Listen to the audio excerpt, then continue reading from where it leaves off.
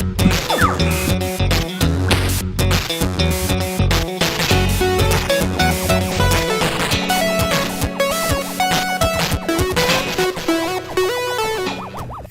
fans, we're back with another piece of software from the Apple II library.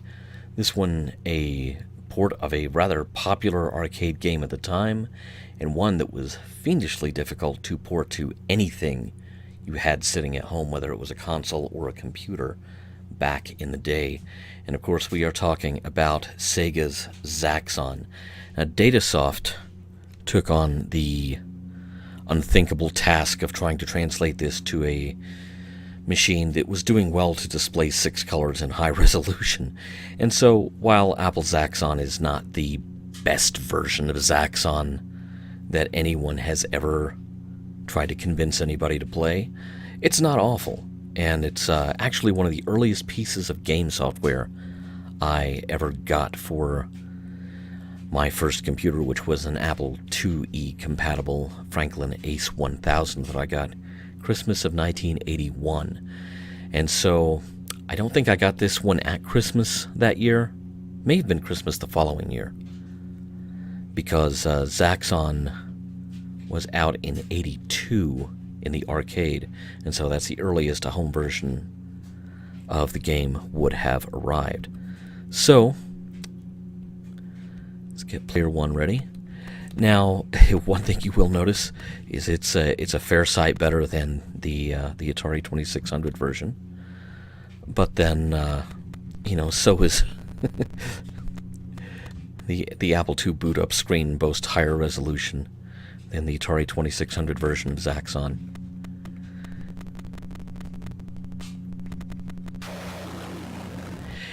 Now, that explosion sound, I distinctly remember the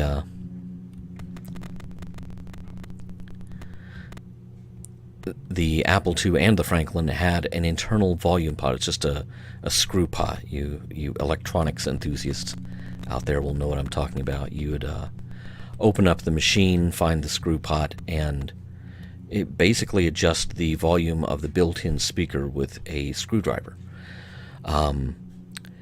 The Franklin Ace 1000 that I got for Christmas of 81 was turned up rather loud. I never quite figured that out. Well, I say that, but the many times that my parents, sent me to bed because I was trying to stay up late, playing games or whatever on the computer, I was given away by that extremely loud speaker. And so perhaps not that much of a mystery. Good idea. I should keep that in mind. Of course, these days we now have headphones for everything. But yeah, the control on this game was rather fluid.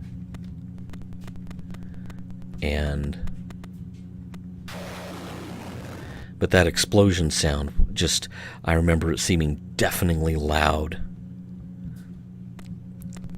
I'm playing the game on my Franklin. So that was usually an indication that I was about to hear, "Earl, go to bed." Oh, not doing too well.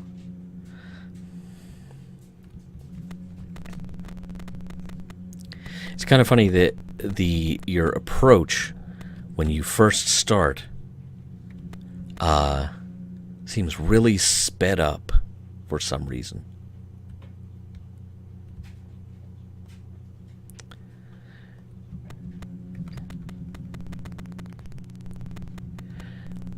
I wish the arcade version of the space screen was as relatively easy as the computer version is.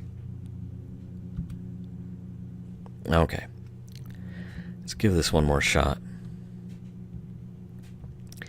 The reason everything is sped up when you begin your initial approach is that it's not having to draw the gun emplacements and the missile silos and the brick walls and fuel tanks yet. That's why it's fast, because you're the only thing that the computer is having to worry about drawing the graphics for.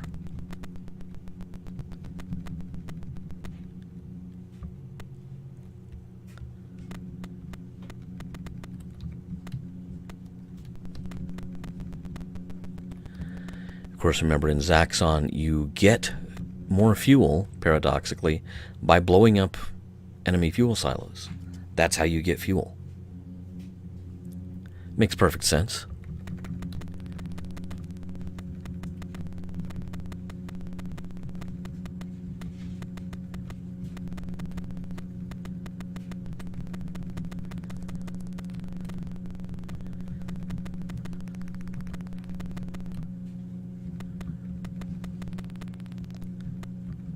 Yeah, don't even bother to change altitude. You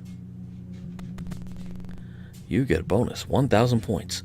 Okay, now let's see if I can get to the robot.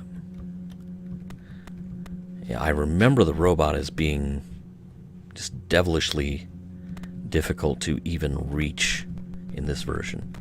Okay, there's our force fields, which are also devilishly easy to crash into.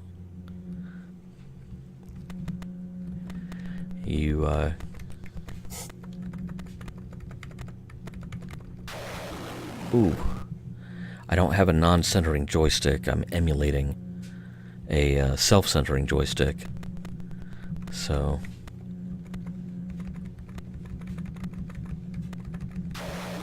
Oh.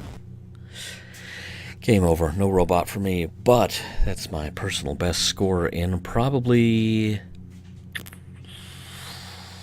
30-something years. 9,400 points. So, there you have it. Sega's Zaxxon for the Apple II computer, ported by Datasoft, which is not a company that we really heard a lot out of. Certainly not in terms of doing arcade ports. Although they did pretty well with this one. Thanks for watching.